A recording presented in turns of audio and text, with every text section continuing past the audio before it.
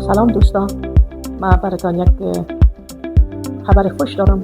من این خبر خوش از طریق سوشل میدیا گرفتم و او هم معرفی با همراه گروه بسیار نازنینه که به نام سروری محترم هستند که از اینا ملاقات کردم. دیدم در رأس اینا مهریه جان است و برادرشان مراد جان است.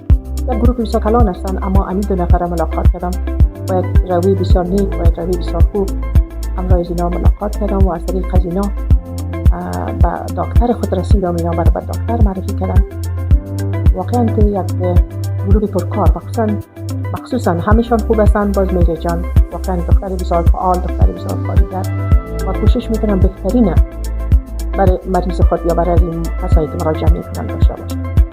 از طریق امی گروه سروری و همراه دکتر معرفی شدیم و راستی واقعا یک دکتر بسیار مهربان، یک دکتر بسیار خوش‌طبع و دکتر بسیار خوب.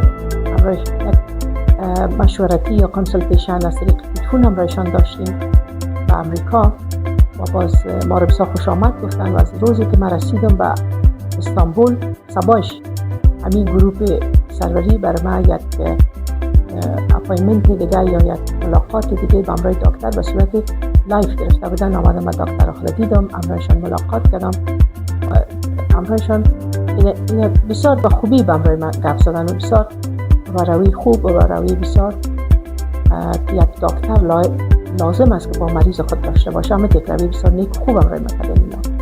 اما واقعا از دکترم راضی هستم، از این گروه سروری محترمم بسیار راضی هستم.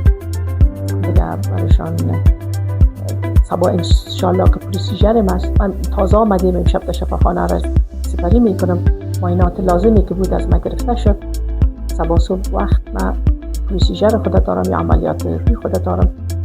یا بعد از باز انشالله که بعد از باز ببینین روی من چی رقم شده و شما خود به صفت یک تماشاچی باز قضاوت کنید که چی رقم. واقعا از این گروه سروری و از این دکتر و شفاخانه و همه کارگرایشان و کارکنایشان خوشید هستم و ازشان ممنون هستم.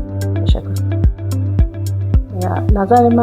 نظر من اگر میخواین که بیاین به استانبول برای یک پروسیجر، حتی پروسیجری که دارین، موی، دندان، فیس لفت یا هر چی که دارین، هر چیزی که میخواین داشته باشین، با یک آدم آشنا و یک آدم دلسوز اگر میخواین بیاین به می گروه محترم سروری دریغ نکنین، برای که بهترین دکترها رو اینا بر شما معرفی خواهد کردن و با اینا به تماس شین.